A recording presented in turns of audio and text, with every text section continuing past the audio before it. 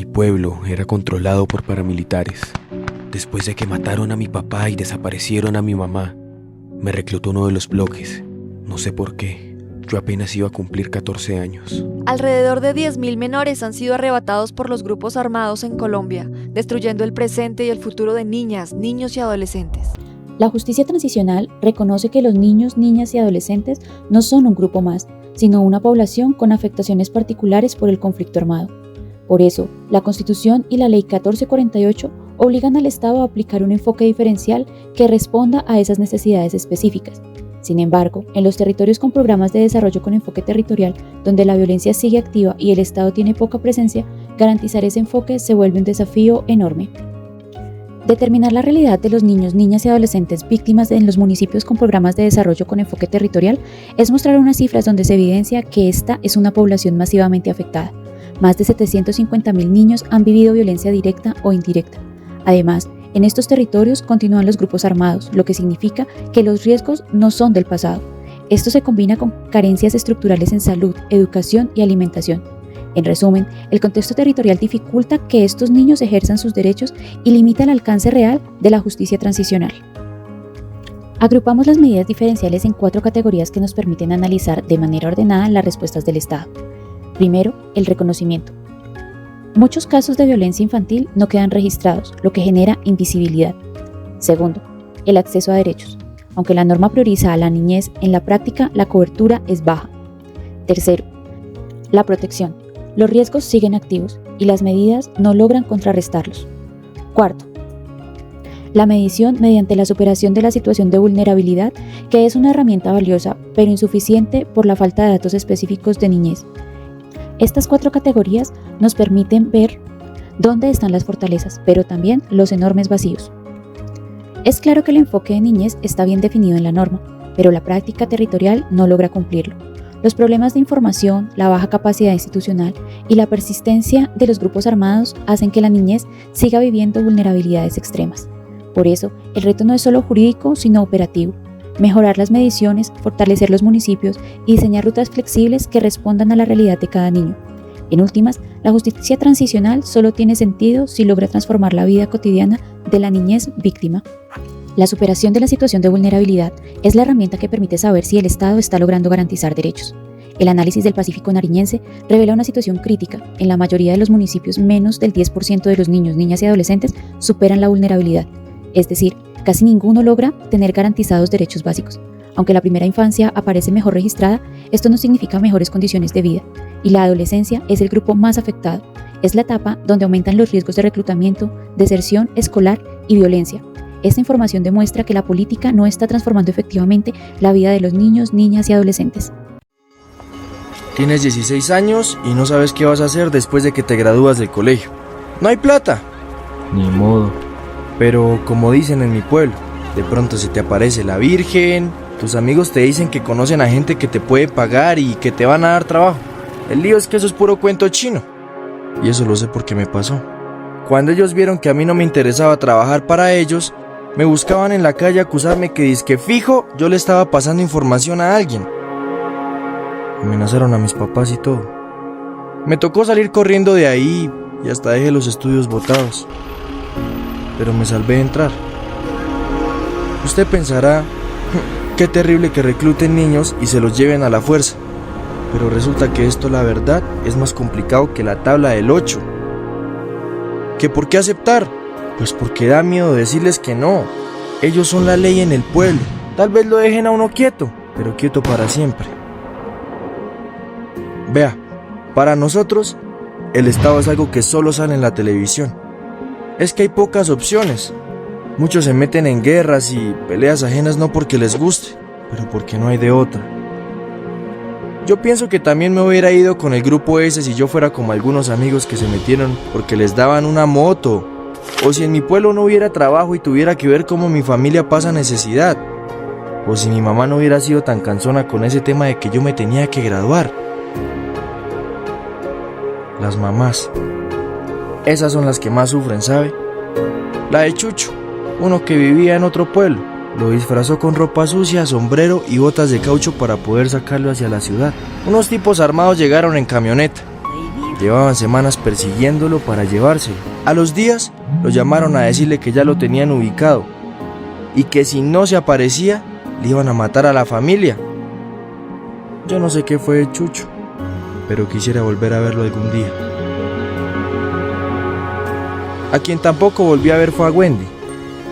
A ella la obligaban a limpiar y cocinar. Le entregaron un arma, pero nunca la usó porque no sabía cómo. Gente de su comunidad fue 2 veces a pedir que la dejaran volver. Ellos siempre decían que sí, pero era pura mentira. Un día, ella aprovechó que el comandante estaba en una rumba y se les escapó. Imagínense ese susto. Luego la familia tuvo que huir hacia otro lugar para que no se la volvieran a llevar. Como sabe, aquí en mi país la violencia nos está matando y nos está dejando sin futuro. Yo ya no sé qué es peor.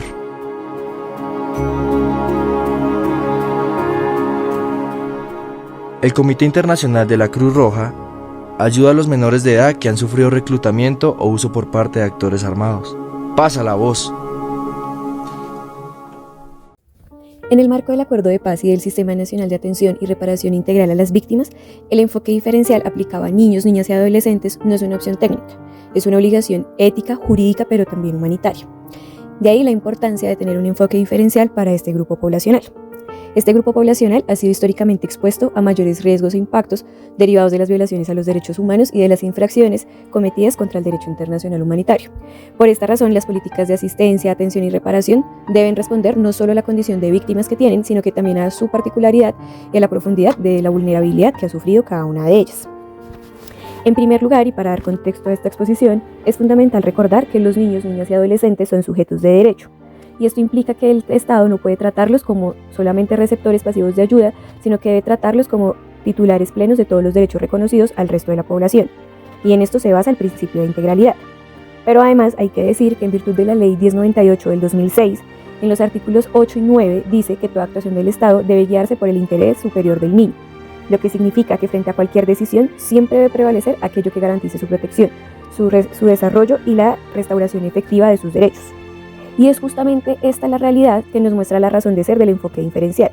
Los impactos que deja el conflicto armado en la niñez no son iguales a los que enfrenta la población adulta, y en esto no hay duda alguna.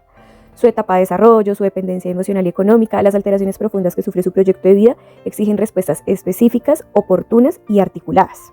Y aquí surge un reto enorme para las instituciones, sobre todo para la unidad de víctimas y para todo el Sistema Nacional de Atención y Reparación Integral, debido a que hoy los procesos están estructurados de forma lineal. Entonces hay un hecho victimizante, hay posteriormente atención inmediata, sigue una declaración, luego una inscripción en el registro único de víctimas y posteriormente se da la gestión de medidas de asistencia y reparación, incluida la medición del goce efectivo de derechos.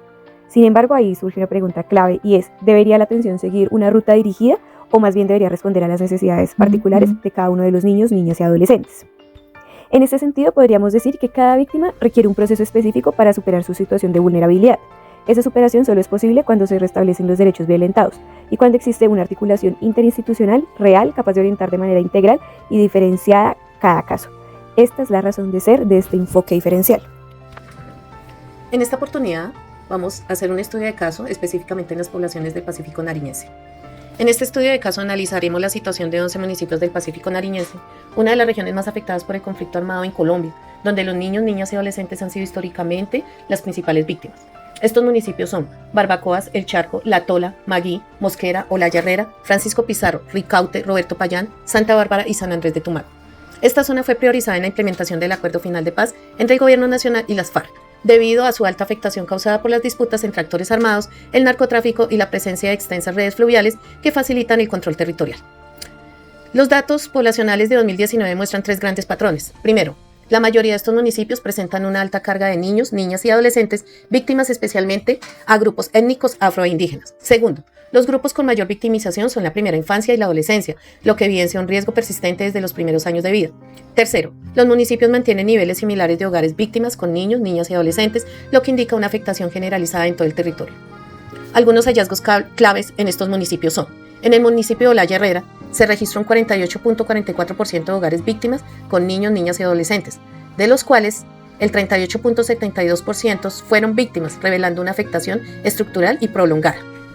En el municipio de Pizarro se presenta el 53.38% de víctimas en primera infancia, mostrando vulneraciones en edades muy tempranas. En el municipio de Barbacoas alcanza un 41.78% de víctimas adolescentes, lo que sugiere riesgos asociados al reclutamiento y explotación. En el municipio de Magui tiene un 76.27% de niñas, niños y adolescentes étnicos víctimas, evidenciando una afectación profundamente diferenciada hacia comunidades afroindígenas. Y en el municipio de Ricaute se registró un 20.19% de víctimas en primera infancia, aunque en menor grado sigue siendo un indicador preocupante en etapas de crítica en el desarrollo de los infantes. Estos datos confirman que para 2019 la presencia estatal seguía siendo insuficiente para superar las condiciones de vulnerabilidad de los niños y niñas en la región. Para 2024, y pese a las expectativas de mejora tras la firma del Acuerdo de Paz, se muestra que la situación no ha logrado revertirse. Este año se han registrado más de 160 casos de reclutamiento y vinculaciones de menores, especialmente en el Pacífico, Chocó, Nariño, Valle del Cauca y Putumayo. La expansión de los grupos armados han agravado la vulnerabilidad de los grupos étnicos.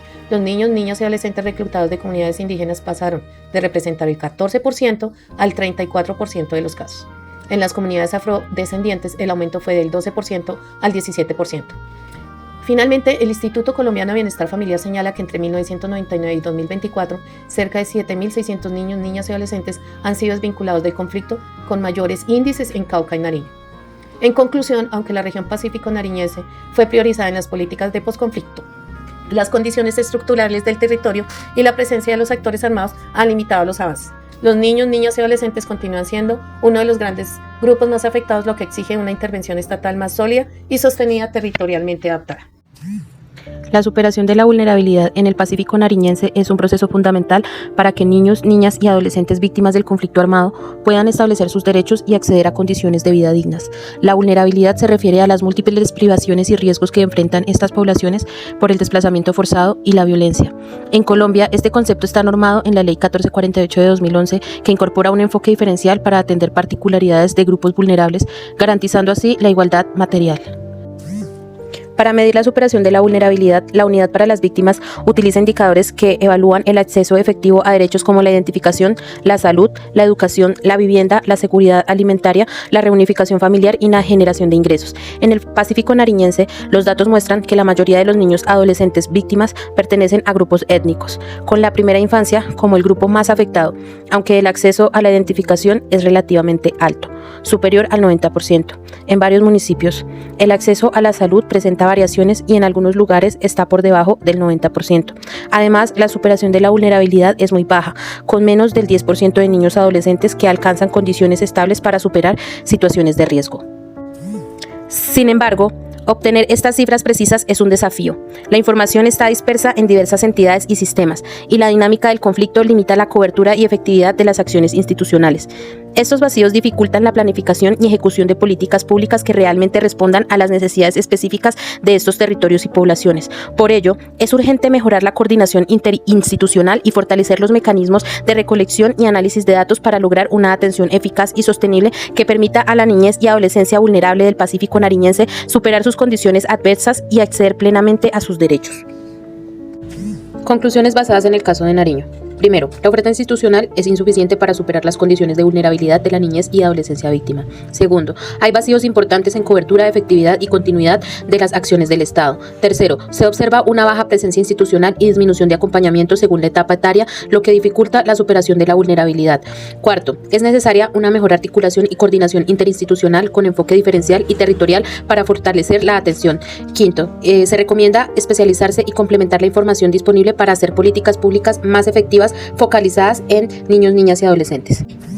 Aplicar un enfoque diferencial a niños, niñas y adolescentes no es únicamente cumplir una norma, es reconocer que la paz solo es posible cuando se reconstruye la vida de quienes por su fragilidad y su esperanza representan el futuro del país, y esa reconstrucción exige políticas sensibles, flexibles y centradas en la restauración plena de sus derechos. Pregunta: considerando la persistencia de la violencia y la reconfiguración de actores armados en el Pacífico nariñense, a pesar del acuerdo de paz, ¿cuál consideran ustedes que es la acción más urgente y efectiva que el Estado, en conjunto con las comunidades locales, debe implementar para garantizar que los niños, niñas y adolescentes de la región puedan ejercer plenamente su derecho a vivir una infancia y adolescencia libres de miedo y violencia y ser gestores de su propio desarrollo y paz territorial?